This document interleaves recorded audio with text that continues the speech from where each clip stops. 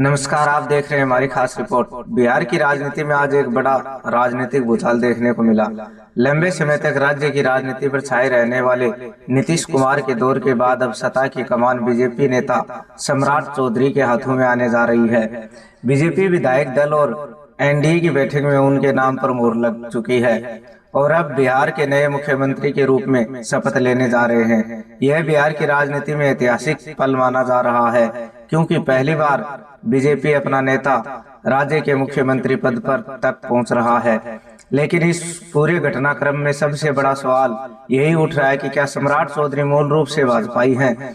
दरअसल सम्राट चौधरी का राजनीतिक सफर सीधे बीजेपी से शुरू नहीं हुआ था। उन्होंने अपने करियर की शुरुआत आरजेडी से की थी और वह राबड़ी देवी सरकार के दौरान राजनीति में उभरे थे।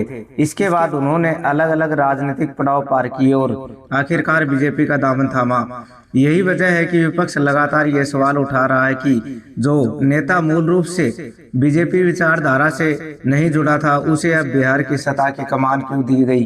राजनीतिक जानकारों का मानना है कि बीजेपी ने यह फैसला बेहद सोच समझ कर लिया है। सम्राट चौधरी पिछड़ा वर्ग, खासकर कुशवाहा समाज के बड़े चेहरे माने जाते हैं। बिहार में जातीय समीकरण हमेशा चुनावी राजनीति का केंद्र रहे हैं और ऐसे में बीजेपी ने सामाजिक संतुलन साधने के लिए यह बड़ा दांव चला है।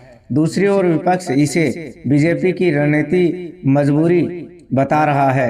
विपक्ष का कहना है कि बीजेपी के पास बिहार में ऐसा कोई पुराना और सर्वमान्य चेहरा नहीं था जो सीधे मुख्यमंत्री पद के लिए जनता के बीच मजबूत पकड़ रखता हो, इसलिए सम्राट चौधरी को आगे किया गया। सम्राट चौधरी ने मुख्यमंत्री चुने जाने के बाद बड़ा बयान देते हुए कहा कि वे बिहार को विकास के नए आयाम तक ले जाएंगे और जनता की उम्मीदों पर खरा उतरने की पूरी कोशिश करेंगे।